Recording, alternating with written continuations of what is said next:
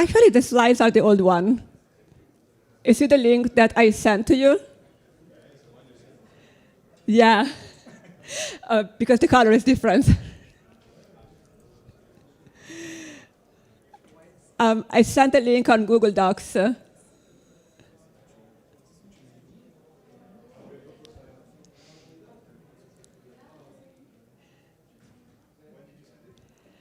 I sent a link on Google Docs a few days ago, but it is still the same link. It's just that I changed it a few slides this morning because it is still the same link, though.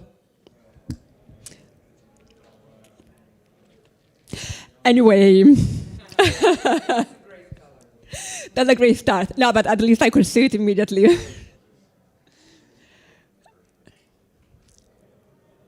So maybe I can start with the part that hasn't changed. It doesn't have. Can I send the link?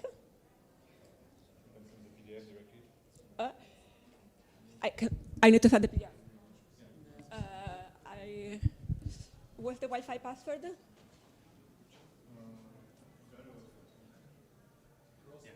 You're live, by the way. Just in case. Yeah, you're live. Can I have? That's the Wi-Fi. 26. CC9. This one. One in the middle. And this password.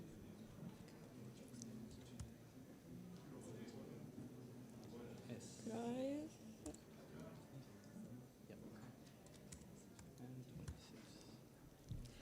One moment. That is.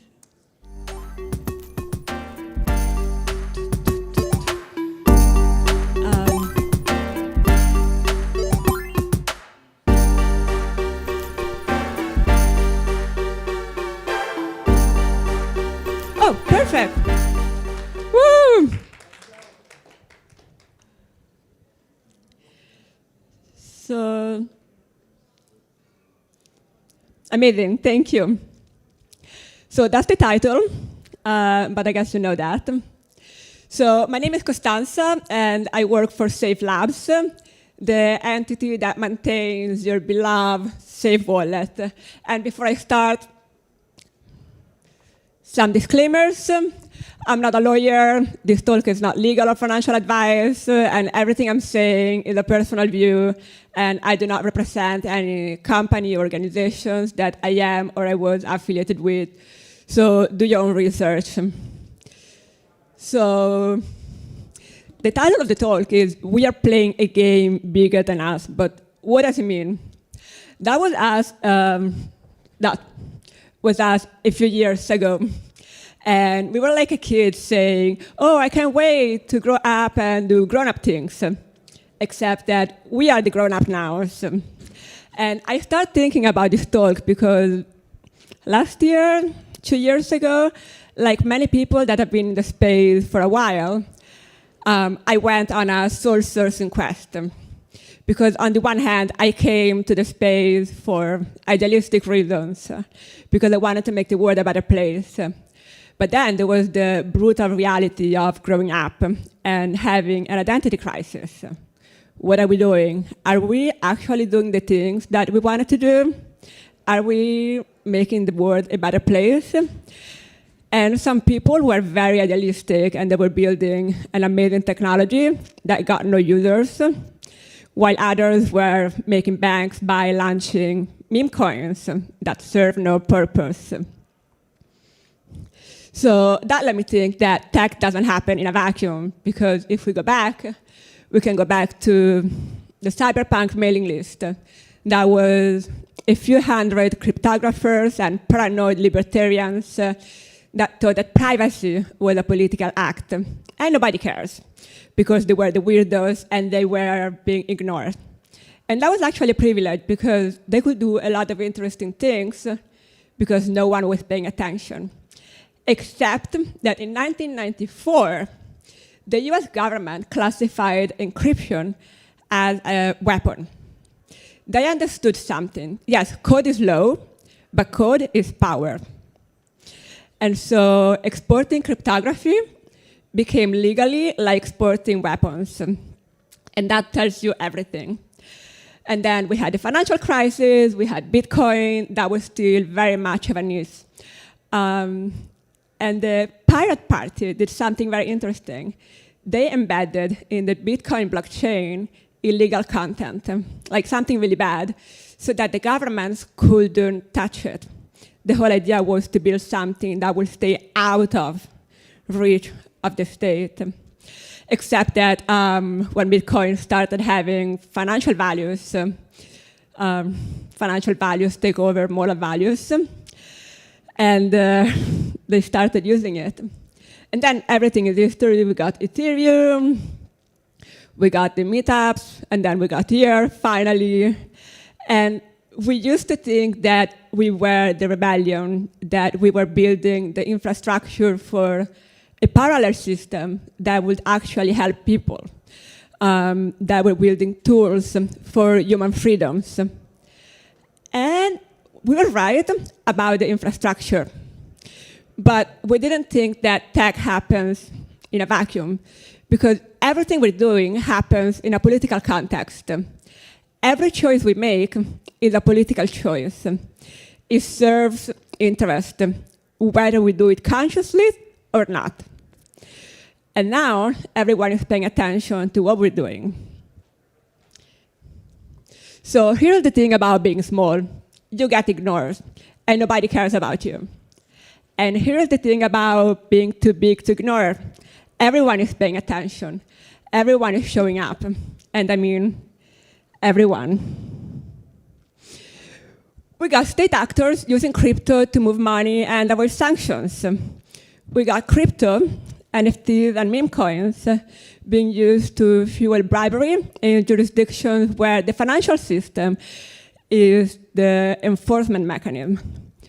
We got governments treating the blockchain infrastructure as a tool of expansion, of control, of power, like launching a meme coin to get presidential access. And honestly, if in 2020 someone had told me that that would happen, I would have laughed. I would have never believed what happened in the past 5 years. And yet, here we are. We built the tools to bank the unbanked. We built the infrastructure to help millions of people. And we got hacked. Someone hacked what we're building. So now that crypto is too big to fail, and now that the political divide is bigger than ever, and there are millions of people that need cyberpunk tools. We have people cut off from the internet, people cut off from the financial systems. Last week was a lot of crypto drama because the EF published their new mandate, which was in a meme format with childish aesthetic, with maximum irony. Like, the current response to the geopolitical situation is a meme. And I love the EF, I love them. What they're building is amazing. But what happened last week is telling you everything about where we are and about whether we want to build stuff or not. Because the grown-ups, they discovered our toys. I mean, we saw that here. And our response was a meme. So let's talk about the tool that matters the most, the one that it is not a toy, the stablecoin. The market is more than 300 billions. And 99% of fiat-based stablecoins are pegged to the US dollar, so no one to euros. And here is what a stablecoin actually is. Like, if you take away like all the marketing, all the fancy words, it is the GTM, the go-to-market strategy for whoever is controlling the underlying currency. And this is not a metaphor, because when you peg it to a fiat, you import the entire political architecture of that fiat. You import the monetary policy, the sanctions regime, the geopolitical agenda, the freezing mechanism, the compliance obligations, the power structure of that state. All of it is on chain. All of it has a crypto wrapper, except that most of the people, like me, we are not Americans and we cannot vote even for that. We are just subject to that. So that's the problem, because we built a decentralized financial system, yet we run 99% of that on a single peg. So think about what it means architecturally. It's one decision, one sanction designation, one compliance team, one issue. All of DeFi is on a single rail. And that is not decentralization. That is centralization with a blockchain underneath it. And we will never accept centralization or a single point of failure at the protocol layer. So we should not accept it at monetary layer either. But someone understood it, and they say the quiet part out loud. Dollar supremacy, one official letter, fine. But that's the thing, this is not being anti-American. That will be true of whoever is controlling the dominant peg. The problem is not the flag on the stablecoin. The problem is that there is only one flag. A decentralized system with a single monetary dependency is not decentralized, it's fragile. So euro building a euro stablecoin is not anti-American. It's the next step that to build a system that actually works the way it's supposed to. And so this is where Europe should enter the conversation. And I want to be precise here because it's not about European sovereignty as a phrase that gets used a lot and means very little. The conversation about European stablecoin is the right conversation because we need to diversify the jurisdiction. We need a DeFi ecosystem that is not exposed to a single jurisdiction. That's the real problem that deserves and needs a real solution. So this is what we should do and we should look at.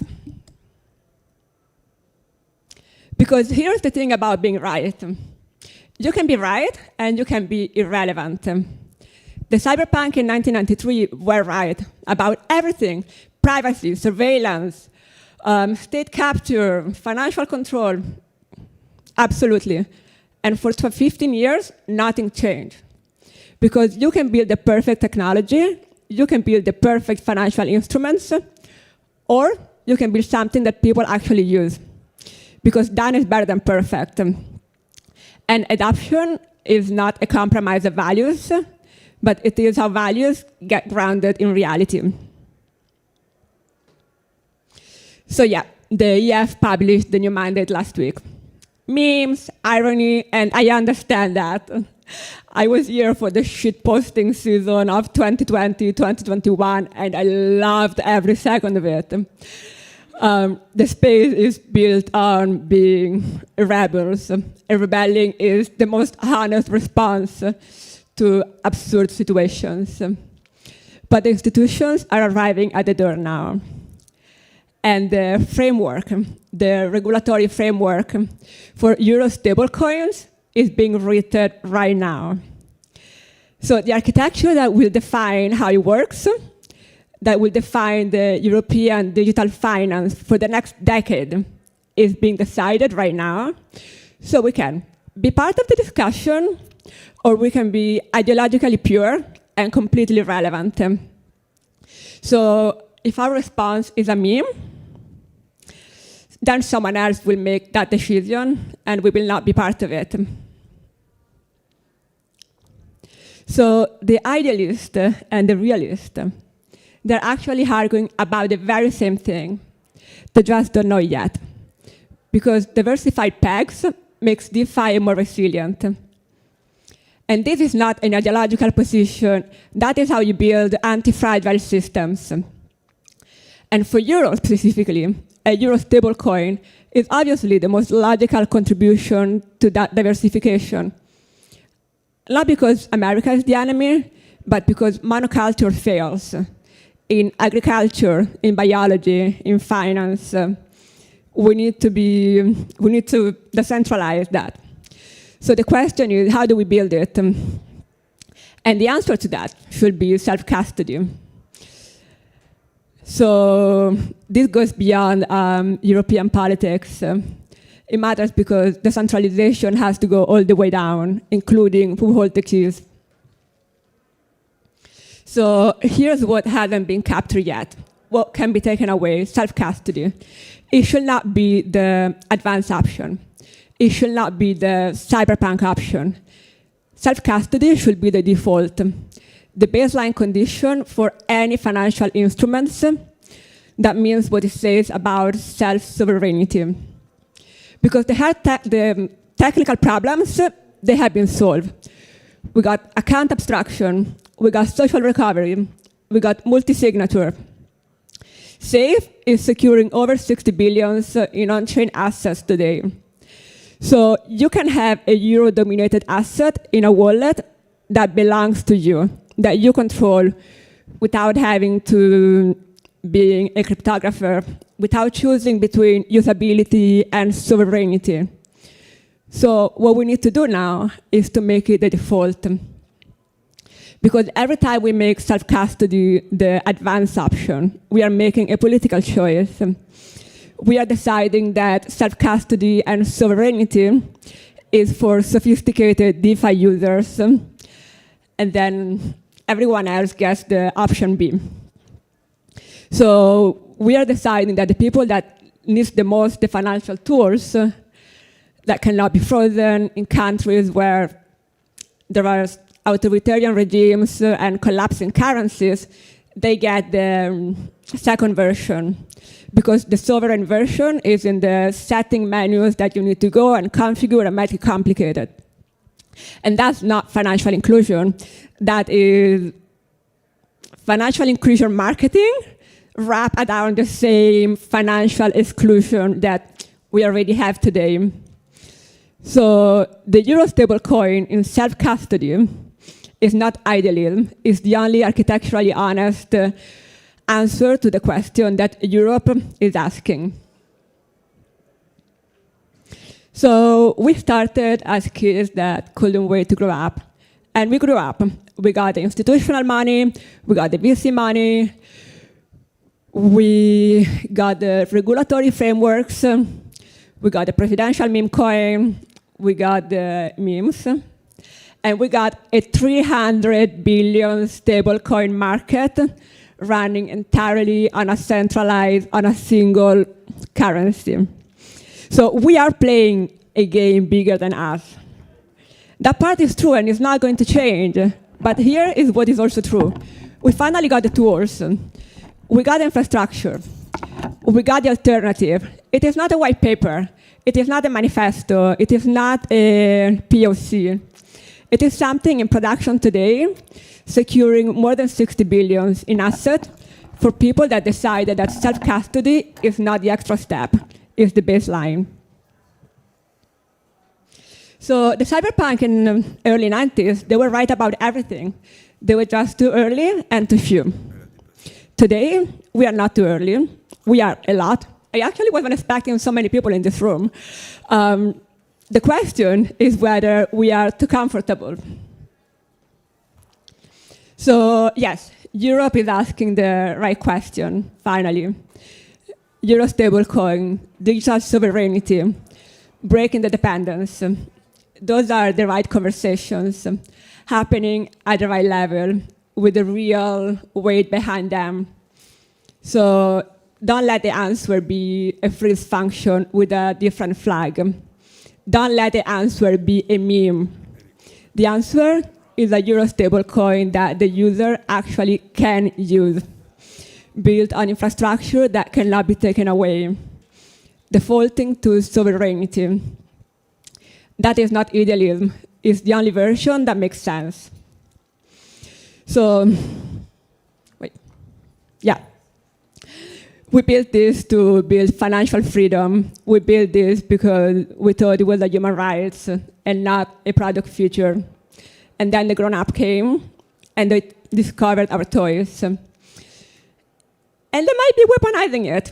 So the dollar is on chain, and so is every sanction, every freeze, every geopolitical agenda that comes with it.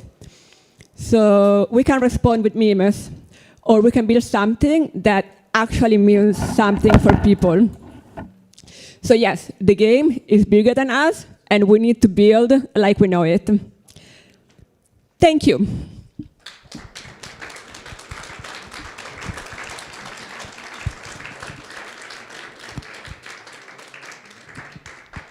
And we have no time for questions, which is even better.